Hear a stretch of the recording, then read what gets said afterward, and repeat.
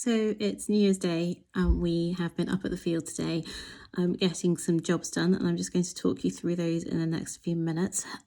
You'll see us doing some no dig stuff and really just making sure that we love everything from the start, from mulching to planting, yeah, I hope you enjoy it. Any questions, do let me know. So it's a little while since I've done a video of the field. It's winter, so I'm not going to promise you that it looks like a field full of glorious flowers. But the last thing I showed you, and I'll try and add in a clip, was this area here that has been covered. So it was a dahlia patch a couple of years ago, and then this year it has been covered. Oh, this year, 2022, it was covered for the whole year. And we uncovered it in November and started laying out these beds here. So that's Auntie's bottom. Next to a couple of herb beds, making another herb bed with rosemary. And then we've moved this. So this is Stachys Byzantia. It was in a bed that was maybe 3 foot by 6 foot. And it was just taking over, and more importantly, really difficult to get at. So we've split it and put it into this bed, which will make it easier to access.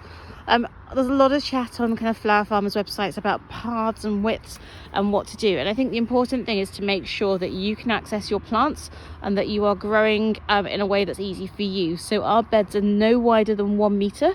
I know that Charles Dowding says 1.2, but ours are 1 metre because I'm short, and so I need to be able to reach into the middle of the bed and to cut everything and to weed without it being too much like hard work. So that's 2 of the beds almost finished.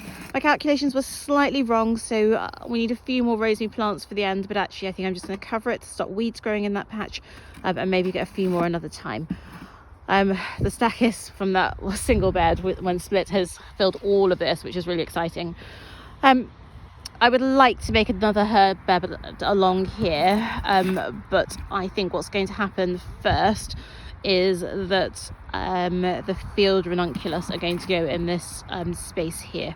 So we're going to shove some cardboard down, add more compost and manure on top of the next bed this afternoon hopefully, and so that will be ready for the next set of ranunculus when they go in.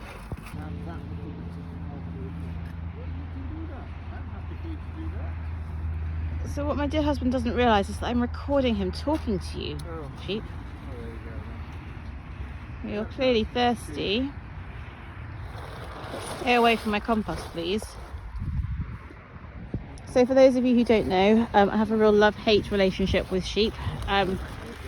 Love because I like to eat them. Hate because they once got into our field, and sadly when they got into our field they ate our flowers. You can see my children there not doing any work.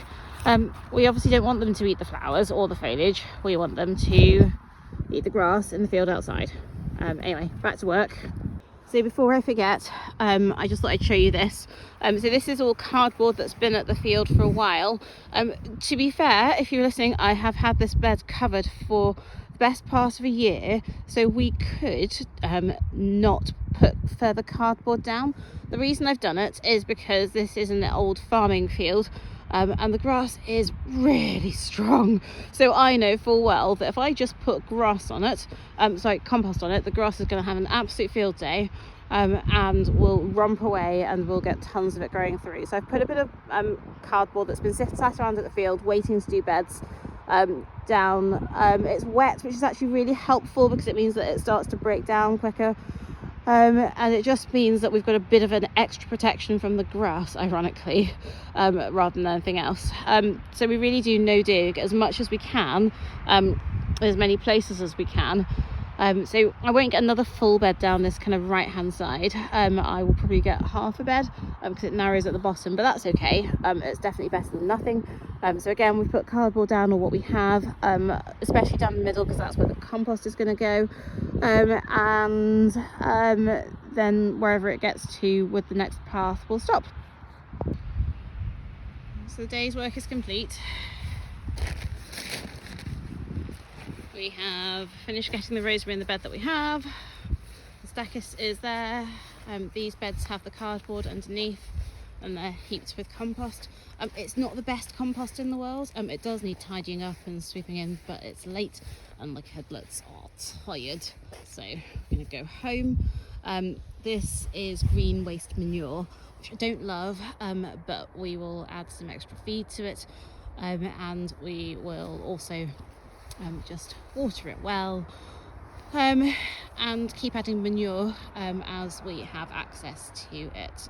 Look, this bed here desperately needs a bit of top cover, but we'll do it another day. And I know that Stachys looks really raggedy, but it really is absolutely fine. So this is how we spend New Year's Day. I really did think about going for a bit of a dive in the sea at Scarborough. My daughter thought that was a stupid idea, and I kind of agree with her. I hope you enjoyed the shots of the sheep. The longer they stay in their field and not in mine, the better. If you enjoyed this, do put some comments below. Any questions, pop them below as well. And if there's any way that I can help or anything that you'd really like to see us do on our farm or how we do it, just drop me a note. Thank you.